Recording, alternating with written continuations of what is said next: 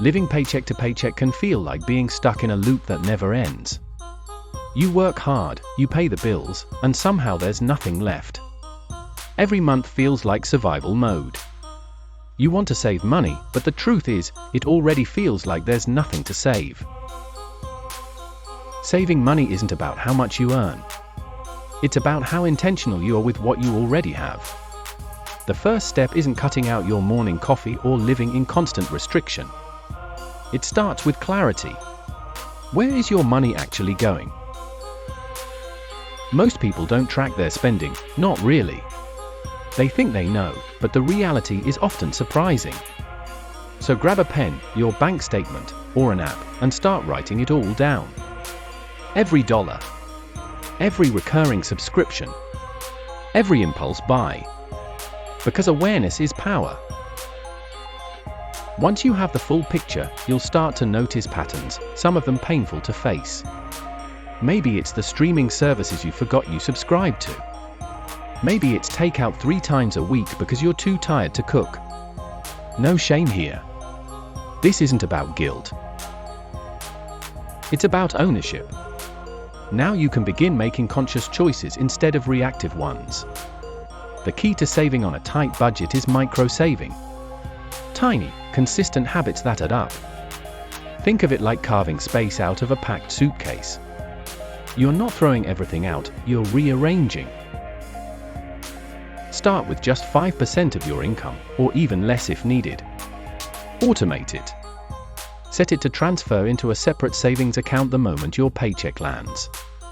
If it's out of sight, it's less likely to be touched. You might be thinking, 5%? That won't change anything. But saving is about building the habit, not the amount. When you prove to yourself that you can save, even a little, it shifts your identity. You stop saying, "I'm bad with money," and start believing, "I'm someone who takes control of my finances." Next, consider creating a survival budget and a stability budget. The survival budget is bare bones, what you absolutely need to survive each month. Rent, food, transportation, essentials. The stability budget includes the things that make life feel normal. Once you know both, you can start preparing for emergencies and eliminating financial anxiety, bit by bit. Look for ways to lower fixed expenses, even temporarily. Can you negotiate your phone bill? Switch insurance providers? Share Wi-Fi with a neighbor? Sell something collecting dust in your closet? These aren't forever moves, they're bridge strategies. Lifelines that help you build just enough momentum to breathe. Also, don't underestimate the power of extra income. I know it's not always easy, but even $50 a week from a side hustle. A weekend gig can completely change your monthly cash flow. And when you put that money straight into savings or debt reduction, you're creating future freedom with every dollar. And here's something else, talk about money. Shame thrives in silence.